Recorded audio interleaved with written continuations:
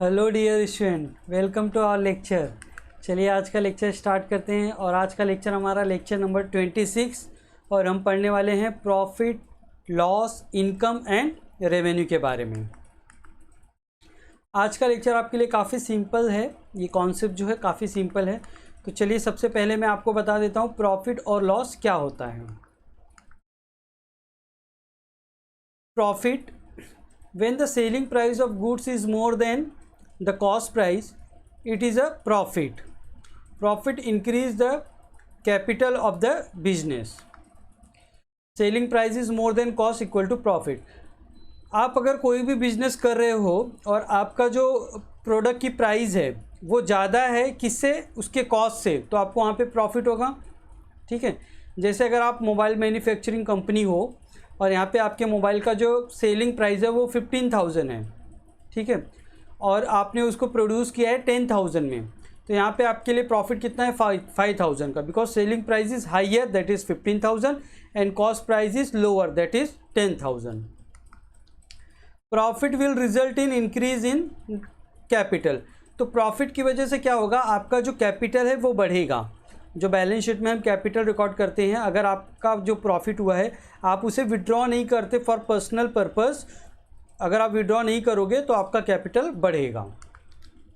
Example, if goods are sold for ₹50,000 and all expenses during the period amount to ₹30,000 then the profit is ₹20,000।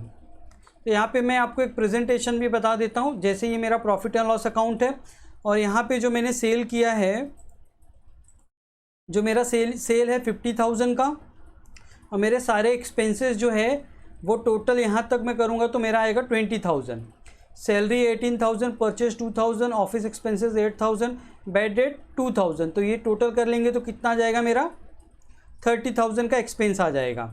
ठीक है, तो selling price was 50,000 and expense was 30,000, तो 50,000 minus 30,000 equal to 20,000 is your balancing figure. Because जो भी हम profit and loss बनाते हैं हमारा यहाँ पे टैली होता है नीचे 50,000 और यहाँ पे भी 50,000 होना चाहिए, तो यहाँ पे जो भी बैलेंसिंग फिगर आएगा वो हमारा होगा प्रॉफिट। अब मैं आपको लॉस के बारे में बता देता हूँ। When cost price of goods is more than its selling price, it is a loss. Loss decrease capital of business. Cost price more than selling price equal to loss. ठीक है, जहाँ पे भी आपका कॉस्ट ज़्यादा है और सेलिंग प्राइस कम है तो उधर तो आपको नुकसान होने वाला है। Loss will result in reduction in capital. Loss की वजह से आपने जो कैपिटल बिजनेस में इन्वेस्ट किया है वो कम हो जाता है।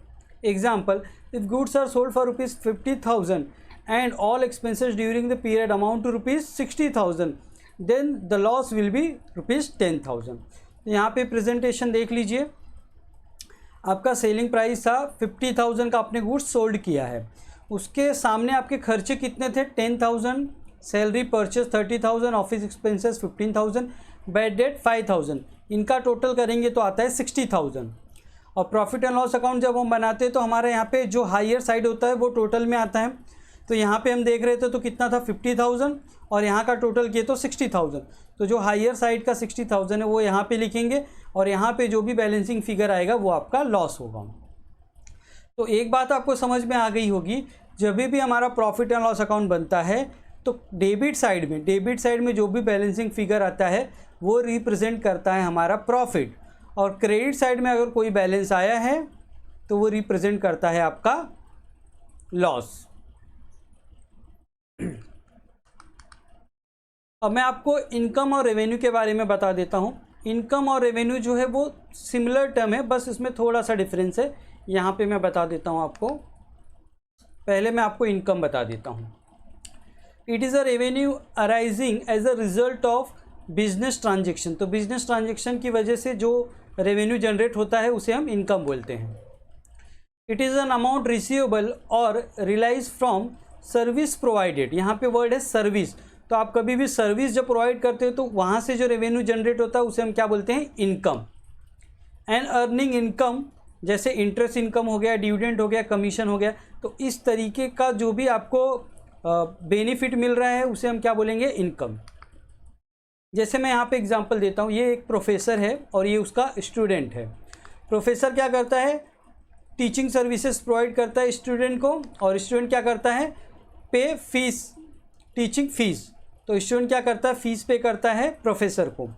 तो यहाँ पे मैंने आपको एग्जांपल बता दिया सर्विस प्रोवाइडेड, क्योंकि यहाँ पे जो प्रोफेसर है कोई गुड्स नहीं बेच रहा है, ये क्या कर रहा है, सर्विस प्रोवाइड कर रहा है किसको, स्टूडेंट को, और उसके बदले में स्टूडेंट क्या कर रहा है, उसे फीस पे कर रहा है।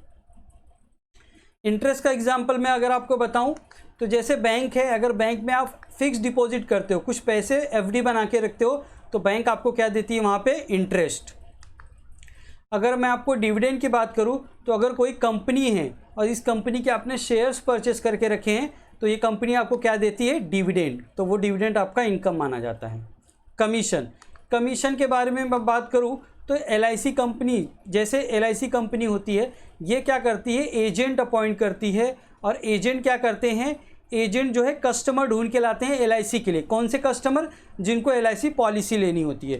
तो LIC कंपनी क्या करती है, जो उनके एजेंट होते हैं उनको वो क्या करती है, कमीशन प्रोवाइड करती है, कमीशन टू एजेंट। अब हम बात कर लेते हैं रेवेन्यू की। It is a income that is business has from its normal business activity, usually from the sale of goods and services to customer. तो ये काफ़ी सिंपल ये है कॉन्सेप्ट। रेवेन्यू का मतलब ये होता है कि कोई भी बिजनेस इंटरप्राइजेस क्या करती है, जो गुड्स और सर्विसेज जो अपने कस्टमर्स को प्रोवाइड करती है, उससे जो भी पैसे मिलते हैं उन्हें हम क्या बोलते हैं, रेवेन्यू। तो ये समझ लीजिए कोई कंपनी है और ये क्या कर रही है, goods sale of goods and services to customer. तो ये क्या कर रही है, अपने कस्टमर्स को गुड्स और सर्विसेज प्रोवाइड कर रही है। तो जो कस्टमर से जो भी पेमेंट इन्हें मिल रहा है उसे हम क्या बोलते हैं, रेवेन्यू। होप आज का वीडियो आपको समझ में आ गया होगा। Thanks for watching our videos.